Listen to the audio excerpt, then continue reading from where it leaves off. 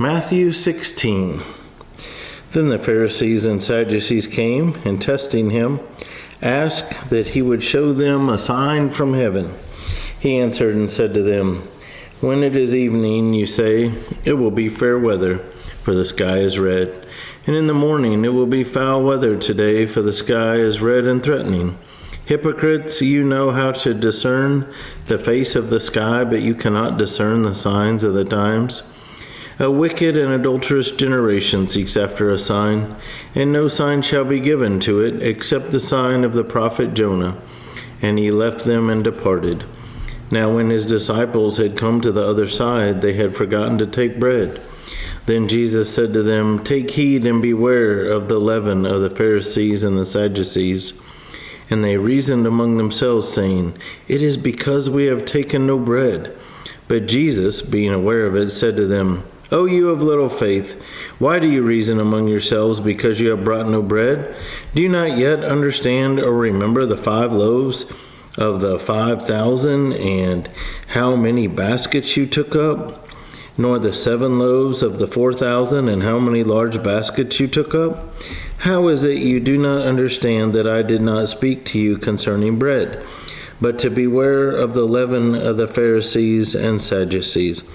Then they understood that he did not tell them to be aware of the leaven of bread, but of the doctrine of the Pharisees and Sadducees.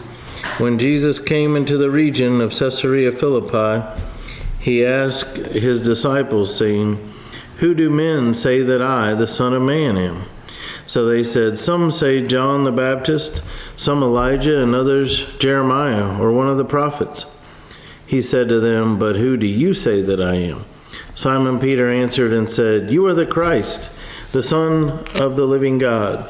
Jesus answered and said to him, "Blessed are you, Simon Bar-Jonah, for flesh and blood has not revealed this to you, but my Father who is in heaven. And I also say to you that you are Peter, and on this rock I will build my church, and the gates of Hades shall not prevail against it. And I will give you the keys of the kingdom of heaven, and whatever you bind on earth will be bound in heaven, and whatever you loose on earth will be loosed in heaven." Then he commanded his disciples that they should tell no one that he was Jesus the Christ. From that time Jesus began to show to his disciples that he must go to Jerusalem and suffer many things from the elders and chief priests and scribes, and be killed and be raised the 3rd day. Then Peter took him aside and began to rebuke him, saying, "Far be it from you, Lord, this shall not happen to you." But he turned and said to Peter, "Get behind me, Satan. You are an offense to me, for you are not mindful of the things of God, but the things of men." Then Jesus said to his disciples, "If anyone desires to come after me, let him deny himself and take up his cross and follow me. For whoever desires to save his life will lose it, but whoever loses his life for my sake will find it. For what profit is it to a man if he gains the whole world and loses his own soul? Or what will a man give in exchange for his soul? For the Son of Man will come in the glory of his Father with his angels, and then he will reward each according to his works.